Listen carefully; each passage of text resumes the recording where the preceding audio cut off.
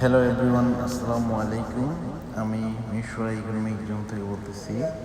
এই যে আপনাদের জন্য আজকে টপ ফ্যাক্টরি পেঁয়াজার মধ্যে যে গ্যালাস ইন্ডাস্ট্রিয়াল লিমিটেড, এটার মধ্যে তৈরি হয় আপনার বিয়ার বিতার এবং বিভিন্ন রকমের গ্লাস,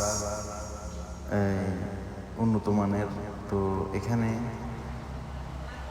আমি গতকালকে ভিজিট করছি।